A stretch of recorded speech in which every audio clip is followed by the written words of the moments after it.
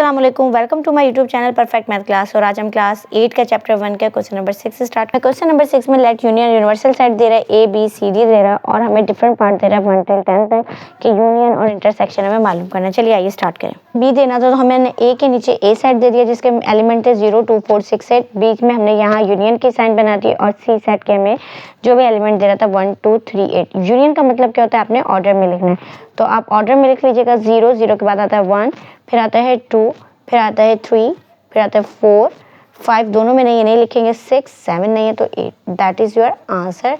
इसका second part है A union D, तो यहाँ मैंने ए सेट उतारा है, यहाँ यूनियन के साइड और यहाँ डी के एलिमेंट।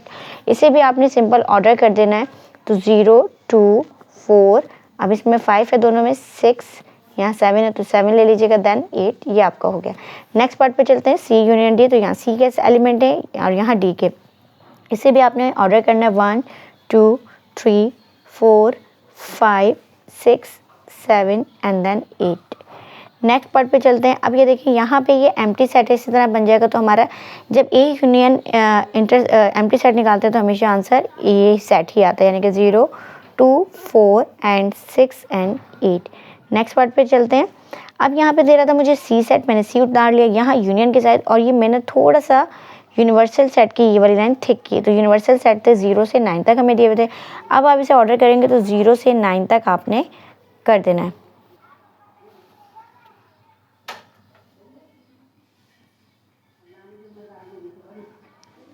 नेक्स्ट पार्ट पे चलते हैं। क्वेश्चन इसमें हमें इंटरसेक्शन मालूम करना है, तो इंटरसेक्शन के लिए आपने क्या करना है, इंटरसेक्शन का मतलब होता है अगर कोई एक जैसा है तो ले लें। यहाँ 0 2 4 6 8 और यहाँ इवन नंबर है, यहाँ ऑर्डर, तो empty set is your answer.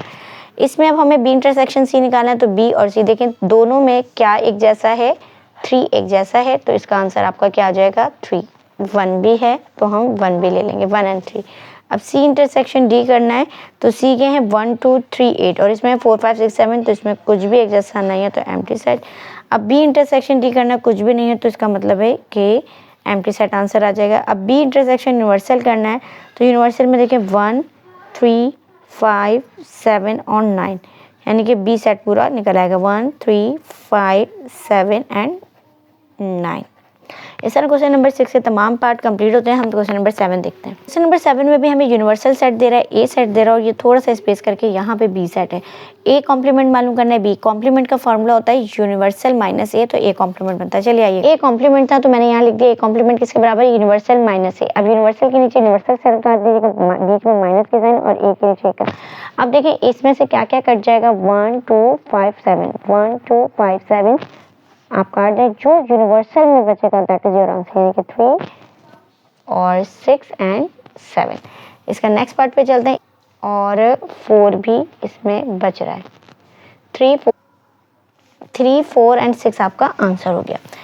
B complement हमें निकालना है, तो बी कॉम्प्लीमेंट के लिए यूनिवर्सल सेट उतारा और यहाँ पे हमने बी उतार लिया। बी सेट के मेंबर जो हैं वो यूनिवर्सल से काट दें, 1 3 5 और 7। 1 3 6 है, 1 3 6, ये 5 नहीं कटा है, 1 3 6 7 है, तो आपके बचे क्या क्या, 2 4 and 5, that is your answer. अब ए इंटरसेक्शन बी का कॉम्प्लीमेंट निकालना है, तो सबसे पहले आपने लिखना है कॉम्प्लीमेंट के universal minus A intersection B. अब ए पहले इंटरसेक्शन बी निकालते हैं, तो देखते हैं दोनों में एक जैसा क्या है, तो यहाँ मुझे 7 और 7 नजर आ रहा है, तो 7 आ गया। अब कॉम्प्लीमेंट निकालना, तो यहाँ यूनिवर्सल सेट निकाल लिया और ए इंटरसेक्शन बी का आंसर आपके पास आ रहा था 7। अब इसमें 7 को हम माइनस कर देते हैं, तो हमारे पास जस्ट क्या बच रहा है, 1 से लेके 1 2 3 4 5 and 6, that is your answer, A intersection B का होल कॉम्प्लीमेंट का। नेक्स्ट पार्ट पे चलो, ए यूनियन बी का होल कॉम्प्लीमेंट निकालना है, तो कॉम्प्लीमेंट के लिए यूनिवर्सल में से आपने ए यूनियन बी माइनस करना है। तो पहले ए यूनियन बी निकालना है, तो ए यूनियन बी में ए सेट उतारा यूनियन और बी सेट।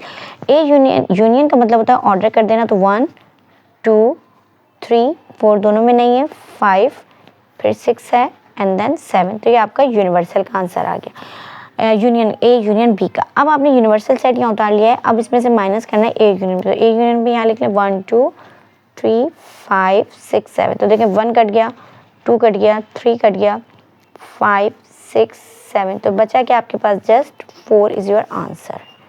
नेक्स्ट पार्ट पे चलते हैं। देखिए ए कॉम्प्लीमेंट का आंसर जो है वो पीछे आंसर आया था 3 4 6, इसको दोबारा से नहीं निकाल रही क्योंकि निकाला हुआ, और बी कॉम्प्लीमेंट का आंसर आ गया था आपके पास 2 4 5। अब इसका A complement union B complement, union का मतलब ऑर्डर करना, तो हम इसको 2 3 4 5 कर देंगे। नेक्स्ट पार्ट देखते हैं, ए कॉम्प्लीमेंट इंटरसेक्शन बी, तो ए कॉम्प्लीमेंट का आंसर आपके पास आ चुका था 3 4 6, और बी कॉम्प्लीमेंट का आ गया था 2 4 एंड 5। इन दोनों में कुछ भी एक जैसा नहीं है, तो एम्प्टी सेट आपका आंसर हो गया। इस तरह क्वेश्चन नंबर 7 कंप्लीट होता है। क्वेश्चन नंबर 8 है। क्वेश्चन नंबर 8 में यूनिवर्सल सेट हमें गिवन है, ए दे रहा है, बी, और हमें डिफरेंस पार्ट दे रहा है। इसके साथ हमें बी पार्ट में क्या कह रहा है, draw a Venn diagram of each of the following, और हमने सबकी वेन डायग्राम भी बनानी है। इसका हमें बी पार्ट में हमें दे रहा है ड्रॉ अ वेन डायग्राम, और इसके अलावा हमने प्रूव दैट, ये हमें प्रूव करना है सी पार्ट में। तो चलिए ए और बी करते हैं, देन सी पार्ट पे चलेंगे। तो देखिए ए यूनियन बी दे रहा था, तो यहाँ पे आपने इस पे इस तरह ब्रैकेट बनानी, तो हम पहले ए यूनियन बी निकालते हैं। एक एलिमेंट लिख दिया यहाँ बी के, यूनियन का मतलब होता है ऑर्डर कर देना, तो 1 2 3 एंड 4। अब हमें ए यूनियन बी का जो आंसर है वो यहाँ लिख देंगे 3 4, और सी का एलिमेंट जस्ट 5 था। अब इसका यूनियन ही निकालना है, तो 1 2 3 4 एंड देन 5। अब हमें इसकी वेन डायग्राम बनानी है। अब वेन में देखें, ए के एलिमेंट है 1 3, बी के एलिमेंट है 2 4। 1 3 कोई भी एक जैसा नहीं, एक जैसे एलिमेंट होते तो वो मैं इस लाइन में शो करती। ये ए के एलिमेंट लिख रही हूँ, यहाँ पे मैं बी के लिख रही हूँ 2 और 4, और सी के। अब देखें यूनियन में तो सबका आंसर आया, तो सबका आंसर आया तो आपने सबको क्या कर देना है, इस तरह शेड कर देना। ये आपकी वेन डायग्राम भी हो जाएगी। इस तरह हमने क्वेश्चन नंबर 8 का ए और बी पार्ट कर लिया। सी पार्ट हम लास्ट में करेंगे। यूनियन बी इंटरसेक्शन सी, तो ए यूनियन बी मैंने इस तरह उतार लिया, ए के एलिमेंट उतार लिया और यहाँ पे बी के। अब ए यूनियन बी में आपको पता है ऑर्डर करना होता है 1 2 3 एंड देन 4। अब हमने क्या निकालना है, ए यूनियन बी के एलिमेंट जो है वो यहाँ उतार लेंगे 1 2 3 एंड 4, और इंटरसेक्शन सी के एलिमेंट। अब इन दोनों में कुछ भी एक जैसा नहीं है, तो एम्प्टी सेट आंसर। अब वही है, दोबारा से आपने क्या करना है, यहाँ पे ए के एलिमेंट लिखने हैं। ए के थे 1 एंड 3, बी के एलिमेंट थे 2 और 4, और सी के एलिमेंट थे 5। अगर कोई एक जैसे एलिमेंट होते तो वो यहाँ।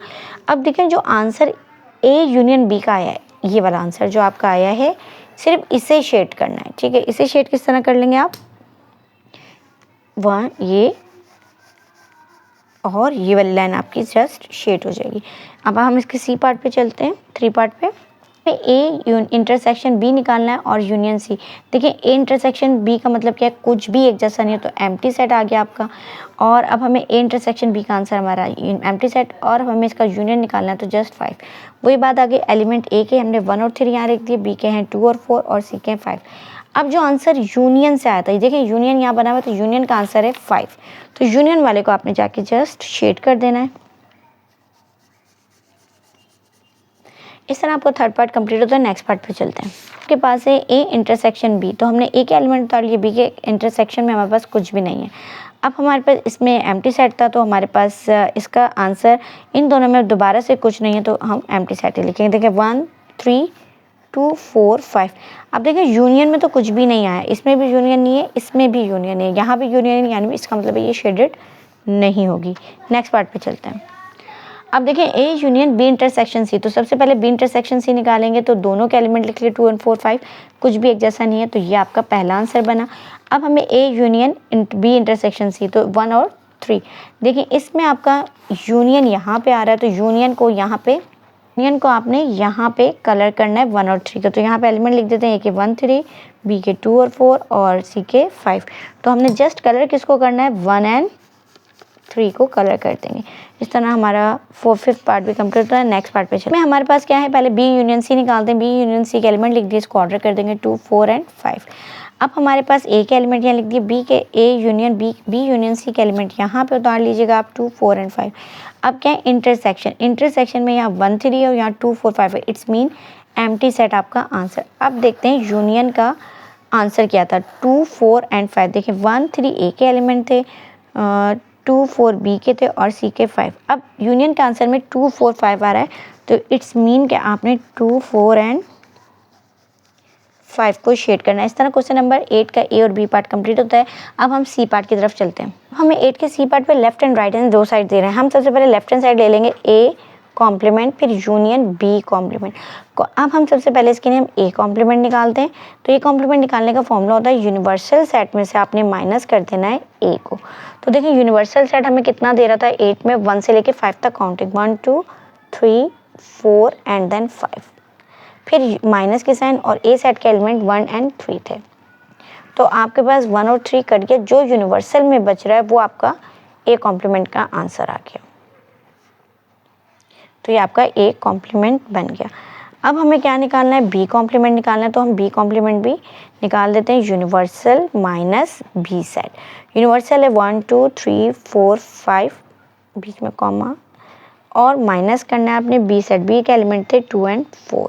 तो देखिए 2 और 4 कट गया, तो हमारे पास बच रहा है 1 3 एंड 5। तो ये आ गया आपका बी कॉम्प्लीमेंट का आंसर। अब हमने अकॉर्डिंग टू कंडीशन काम करना है, तो हमें A complement union B complement निकालना है। तो देखें ए कॉम्प्लीमेंट के एलिमेंट आए थे 2 4 5, फिर यूनियन बी के आए थे हमारे पास 1 3 एंड 5। तो यूनियन का मतलब है हमें इसे ऑर्डर ही कर देना है। तो ये आपके पास आ जाएगा 1 2 3 4 5। तो ये आपका लेफ्ट हैंड साइड का आंसर आया। अब हम राइट हैंड साइड देखते हैं, ए इंटरसेक्शन बी निकालना है हमें। ए इंटरसेक्शन बी का होल कॉम्प्लीमेंट। होल कॉम्प्लीमेंट का मतलब है कि हमने इसको यूनिवर्सल में से माइनस करना है ए इंटरसेक्शन बी। अब हम पहले ए इंटरसेक्शन बी निकालते हैं, फिर इसका कॉम्प्लीमेंट निकाल लेंगे। तो देखें ए सेट हमारे पास दे रहा था 1 एंड 3, और इंटरसेक्शन बी सेट आपको क्या दे रहा था 2 एंड 4। तो इट्स मीन दैट कि आपका एम्प्टी सेट आंसर आ गया था ए इंटरसेक्शन बी का। और ये हम यहाँ पे आप लिख लीजिएगा राइट हैंड साइड। अब हमें क्या करना है, यूनिवर्सल में से माइनस करना है। तो यानी कि ए इंटरसेक्शन बी का कॉम्प्लीमेंट किसके बराबर है, universal minus A intersection B. तो यूनिवर्सल के एलिमेंट आपने उतार लिए 1 2 3 4 5, माइनस और इंटरसेक्शन में एम्प्टी सेट आया था।